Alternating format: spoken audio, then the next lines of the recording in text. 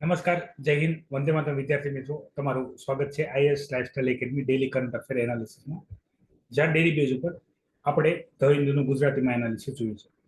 હું ઉમેશ પ્રજાપતિ તમારી સાથે એ ઇન્ફોર્મેશન શેર કરું છું, જે information exam point of view અગત્યની. એની અંદર આપણે કઈ કઈ માહિતી જોઈએ છીએ, તો સૌથી અગત્યની માહિતી જે છે એ છે આ જીએસના કયા વિષયમાં અને કયા ટોપિકમાં પૂછાઈ શકે છે, કઈ રીતે ઉપયોગી થશે. સાથે હું તમારી એની સાથે બેકગ્રાઉન્ડમાં જોડાયેલી ઘણી બધી બાબતો હોય એની પણ ચર્ચા કરું છું. વિદ્યાર્થી મિત્રો, કરંટ અફેર એનાલિસિસનો જે ટાઈમિંગ હોય છે યુટ્યુબ ઉપર એ હોય છે 5 વાગે, અને 5 વાગ્યા પહેલા તમારે કરંટ અફેર એનાલિસિસ જોવું હોય તો તમે આપણી એકેડમીની એપ્લિકેશન છે એ ડાઉનલોડ કરી શકો છો. એમાં કરંટ અફેરમાં દર દિવસે બરાબર જે પણ એનાલિસિસ થશે એ હું આવું છું. માત્ર 15 થી 20 મિનિટ જેવો ટાઈમિંગ હોય છે, જેમાં આપણે અગત્યની જે માહિતી હોય છે એ હું તમારી સાથે ચર્ચા કરું છું. કરંટ અફેર યુટ્યુબ નોટિફિકેશન મેળવવા માટે તમે એકેડમીના જે મોબાઈલ નંબર છે બરાબર એમાં પણ તમે જોડાઈ શકો છો, તો તમને કરંટ અફેરનું એનાલિસિસનું પણ અપડેટ મળ્યા કરશે. અને તમે આપણી વોટ્સઅપ અને ટેલિગ્રામ ચેનલે જોઈન કરી શકો છો, તો ત્યાં પણ તમને નોટિફિકેશન મળી જશે. સાથે સાથે અગત્યની ઘણી બધી માહિતી. અને વિદ્યાર્થી મિત્રો, તૈયારી દરમિયાન તમારા કોઈ પણ ડાઉટ હોય પ્રિપેરેશન રિલેટેડ તો પણ તમે કમેન્ટ કરી શકો છો. અને ધ હિન્દુ એનાલિસિસમાં જે ટોપિકની ચર્ચા કરવામાં આવે આજે કે ભૂતકાળના અન્ય કોઈ પણ ટોપિક તમે લેટ આ માહિતી જોઈ રહ્યા હો તો એ પણ તમે કમેન્ટ કરી શકો છો, તો એના ઉપર આપણે ડિસ્કશન જોશું. વિદ્યાર્થી મિત્રો, વધારે સમય ના લેતો શરૂઆત કરીએ. પહેલા 22 મે ધ હિન્દુ એનાલિસિસમાં પેલો જે ટોપિક છે એ છે local environment footprint. Local environment footprint. તો આની અંદર તમે આ જે શબ્દ છે એમાં તમે યાદ રાખજો, આપણે 3 વસ્તુનું પોલ્યુશનની આપણે ચર્ચા કરીએ છીએ. એમાં એક છે પાણી, વોટર, કાર્બન ડાયોક્સાઇડ CO2 અને પર્ટિક્યુલર મેટર 2.5. આ 3 વસ્તુને આપણે આની અંદર ડિસ્કસ કરવાના છે. બેઝિકલી અહીંયા ઇન્ફોર્મેશન એ રીતે આપવામાં આવેલી છે કે આ ત્રણેયને આપણે જો ટાર્ગેટ કરીએ બરાબર, ટોપિક આવશે શેમાં? આ ટોપિક આવશે જીએસ પેપર 3માં. જીએસ પેપર 3માં એન્વાયરમેન્ટ એન્ડ ઇકોલોજી. એન્વાયરમેન્ટની અંદર આવશે પોલ્યુશન બરાબર, air, water, soil. Air, water, soil, pollution. એની અંદર અલગ અલગ ઘટકો આવશે બરાબર. એમાંનો એક ઘટક જે છે એ છે PM2.5. PM2.5 પાણી અને કાર્બન. અહીંયા પાણીને ખાલી બાદ કરજો, પાણીને બાદ કરજો તો કાર્બન ડાયોક્સાઇડ ને PM2.5 છે. એ એર ક્વોલિટી ઇન્ડેક્સના પણ ઘટક છે. એર ક્વોલિટી ઇન્ડેક્સના પણ ઘટક છે. ભૂતકાળમાં યુપીએસસીમાં બેઠા મેન્સમાં એર ક્વોલિટી ઇન્ડેક્સને લઈને પણ ક્વેશ્ચન પૂછાઈ ગયા છે. હવે અહીંયા બેઝિકલી આપણે ચર્ચા શું કરવાની છે કે આ જે પ્રદૂષક છે બરાબર, પ્રદૂષક કોને કહેવાય? કે જે પ્રદૂષણ ફેલાવતા હોય. હવે કાર્બન ડાયોક્સાઇડનું પહેલા ચર્ચા કરીએ છીએ. કાર્બન ડાયોક્સાઇડ છે ગ્રીન હાઉસ ગેસીસ છે. ગ્રીન હાઉસ ગેસીસ વધવાથી ક્લાઇમેટ ચેન્જ થાય છે. ક્લાઇમેટ ચેન્જ કરવાથી ટેમ્પરેચરમાં વધારો થાય છે. તો આ ટેમ્પરેચરના વધારાને લીધે અત્યારે જે છે એ ગ્લોબલ વોર્મિંગ જે છે એ ગ્લોબલ બોઇલિંગ થઈ ગયું છે બરાબર. તમે જોઈ શકો છો કેટલો તડકો પડે છે. આ તડકો પડવાને લીધે જે રેન પેટર્ન છે એ ચેન્જ થાય છે. પછી જે ગ્લેશિયર છે બરાબર, બરફથી છવાયેલા એરિયા, એને ગ્લેશિયર કહેવાય, એ પણ મેલ્ટ થાય છે. આ પાણી વધવાથી બરાબર સી લેવલ જે છે, દરિયાની જે સપાટી છે ઉપર આવે છે.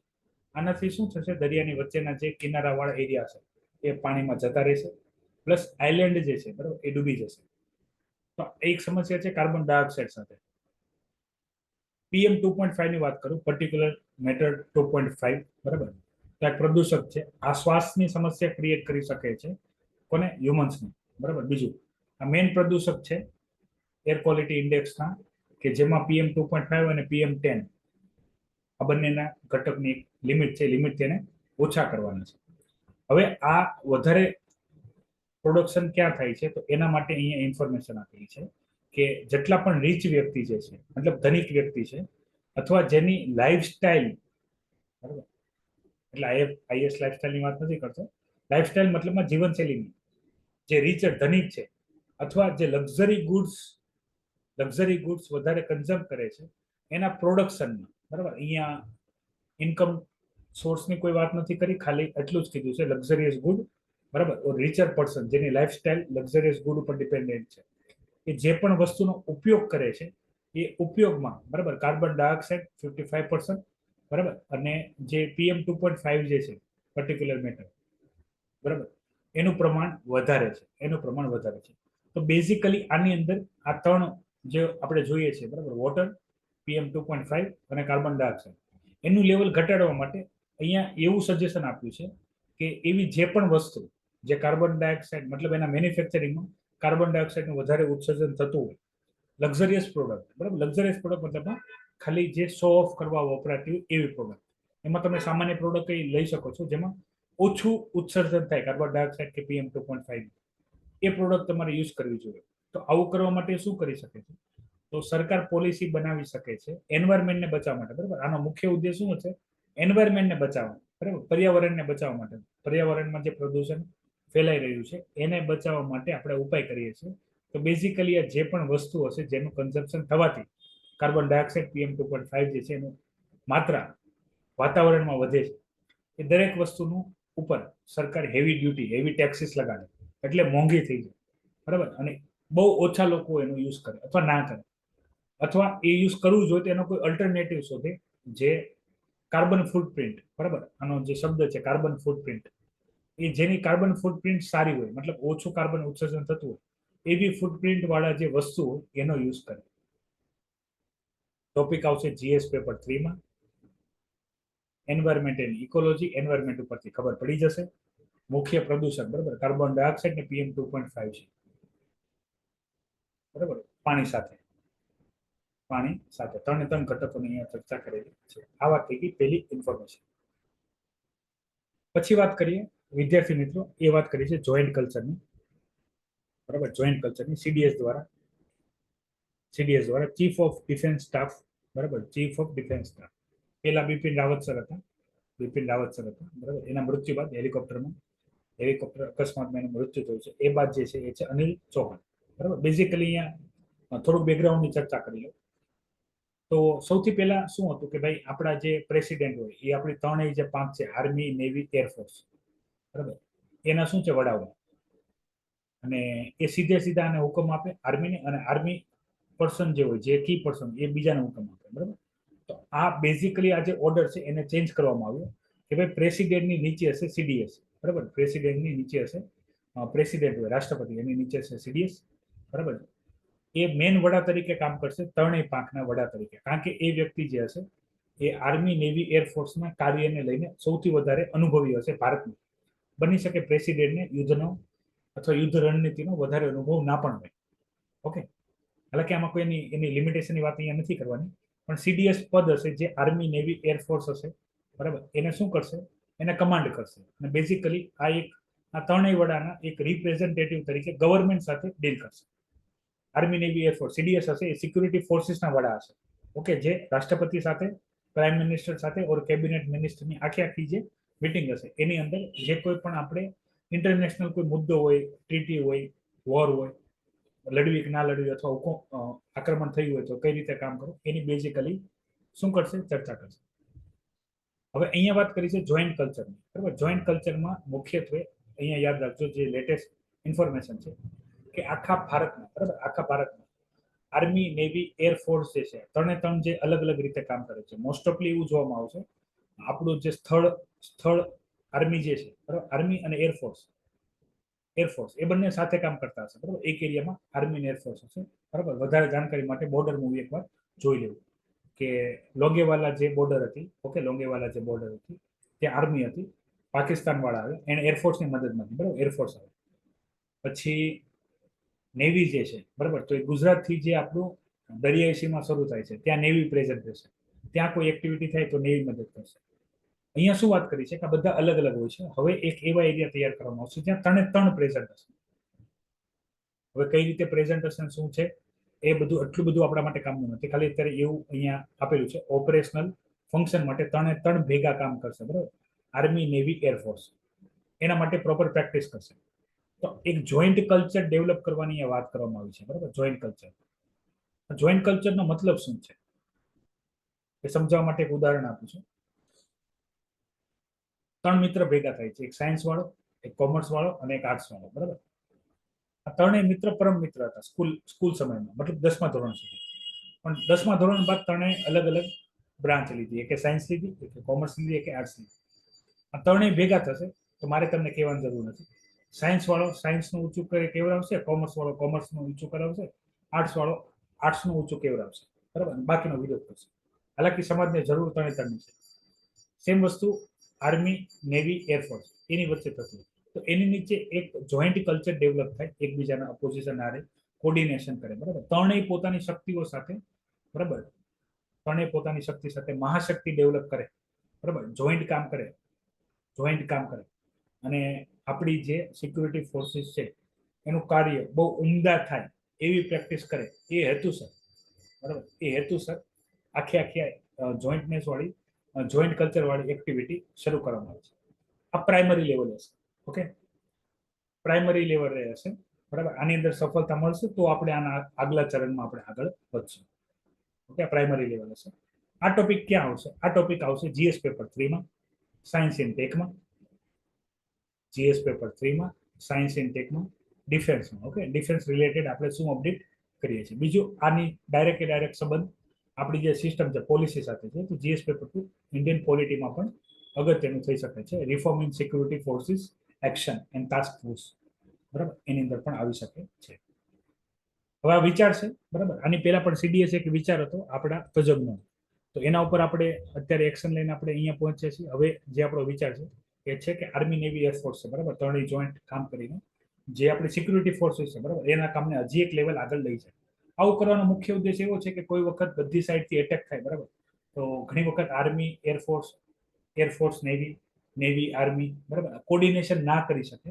એ કોર્ડિનેશનની જે આ લિમિટેશન છે, બરાબર, એને દૂર કરવાનો મુખ્ય ઉદ્દેશ છે કે બધા સાથે કામ કરતા હોય તો બધા એકબીજાની શક્તિઓનો ભરપૂર ઉપયોગ કરી શકે દરેક લેવલે. પછી વાત કરીએ ઇન્ટરનેશનલ ન્યૂઝમાં. તો આની પહેલાની પ્રીવિયસ ન્યૂઝમાં મેં તમારી સાથે વાત કરી હતી કે ભાઈ ઈરાનના જે પ્રેસિડેન્ટ છે, બરાબર, એનું હેલિકોપ્ટર દુર્ઘટનામાં મૃત્યુ થાય છે, બરાબર, હેલિકોપ્ટર દુર્ઘટનામાં મૃત્યુ થાય છે. તો એની ઠીકઠાક ઇમ્પેક્ટ જોવા નથી મળી, બરાબર. જેવી કોઈ એક દેશના પ્રેસિડેન્ટ મરી જાય, બરાબર, અને જે ઇમ્પેક્ટ જોવી પડે ગ્લોબલી એવી દેખાણી નથી. એનું કારણ છે શું? બરાબર, એનું કારણ અહીંયા વર્ણવેલું છે. કારણ તમારા માટે અગત્યનું થશે. આ જે ટોપિક છે એ આવશે જીએસ પેપર 2 આઈઆર નો ટોપિક, બરાબર, જીએસ પેપર 2 આઈઆર નો ટોપિક. તો ઈરાનના જે પ્રેસિડેન્ટ જે છે એ હાઈએસ્ટ ઇલેક્ટેડ ઓફિસર પદ છે, બરાબર, પણ મોસ્ટ પાવરફુલ પદ નથી. ધ્યાનથી સમજો. ઈરાનના પ્રેસિડેન્ટ ઇબ્રાહિમ રાઈસી અત્યારે મૃત્યુ પામ્યા છે. એ હાઈએસ્ટ ઇલેક્ટેડ પદ છે, બરાબર, એક દેશના પ્રેસિડેન્ટ માટેનું પદ છે, હાઈએસ્ટ ઇલેક્ટેડ પદ છે, બરાબર, પણ મોસ્ટ પાવરફુલ પદ નથી. તો તમે મોસ્ટ ઓફ કેસમાં આપણે જોશું પ્રેસિડેન્શિયલ સિસ્ટમ ને પાર્લામેન્ટરી સિસ્ટમ, બરાબર, એમાં હાઈએસ્ટ પદ હોય, બરાબર. પાર્લામેન્ટરી સિસ્ટમમાં પ્રાઇમ મિનિસ્ટર પાવરફુલ, પાર્લામેન્ટરી સિસ્ટમમાં પ્રાઇમ મિનિસ્ટર પાવરફુલ, અને પ્રેસિડેન્શિયલ સિસ્ટમમાં પ્રેસિડેન્ટ પાવરફુલ, બરાબર. આના લેક્ચર ઓલરેડી આપણા જે પોલિટીવાળા લેક્ચર એ પોલિટીવાળા લેક્ચરની અંદર પાર્ટ 5, બરાબર, અને કોન્સ્ટિટ્યુશનલની હિસ્ટ્રી વાળા જે લેક્ચર છે એની અંદર આનો ઉલ્લેખ આપેલો છે.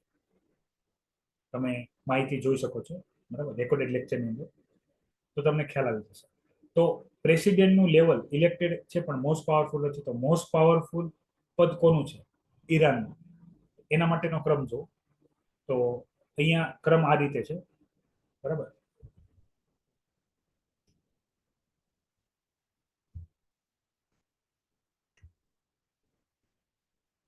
સૌથી પહેલા એકદમ નીચે, મતલબ નીચે હશે પ્રેસિડેન્ટ, બરાબર. આ પ્રેસિડેન્ટને ઇલેક્ટ કોણ કરે છે? તો સુપ્રીમ લીડર. પ્રેસિડેન્ટ ઇલેક્ટ કોણ કરે છે? Supreme leader. ઓકે, મતલબ પ્રેસિડેન્ટ જવાબદાર હશે કોને? સુપ્રીમ લીડરને, બરાબર, કારણ કે પ્રેસિડેન્ટનું ઇલેક્શન કોણ કરે છે? Supreme leader. પ્રેસિડેન્ટ એક એક્ઝિક્યુટિવ પદ છે, મતલબ લોકો સાથે કનેક્ટેડ છે, બરાબર. લોકોની જે સમસ્યા હશે, લોકોની જે ડિમાન્ડ હશે, બરાબર, એને એડ્રેસ કરશે, અને જે પણ ડિમાન્ડ હશે એ સુપ્રીમ લીડર સુધી પહોંચાડશે. આ સુપ્રીમ લીડરને હજી એની ઉપર એક મેન પદ હશે, એ છે સિનિયર ક્લેરિક્સ, બરાબર, મતલબ ધાર્મિક મતલબ ઈરાન જે છે ઇસ્લામિક કન્ટ્રી છે, બરાબર, શિયા કોમ્યુનિટીનું નેતૃત્વ કરે છે ગ્લોબલ લેવલે. તો જે ધાર્મિક વડા હશે, બરાબર, એ છે સિનિયર ક્લેરિક્સ. ઓકે, ધાર્મિક વડા એ સુપ્રીમ લીડરને અપોઇન્ટ કરશે. એ લોકો સુપ્રીમ લીડરને અપોઇન્ટ કરશે, અને સુપ્રીમ લીડર જે છે એ પ્રેસિડેન્ટને શું કરશે? અપોઇન્ટ કરશે. એટલે આ ઇલેક્ટેડ પદ જે છે એ અગત્યનું હોઈ શકે છે, પણ પાવરફુલ પદ નથી. બરાબર.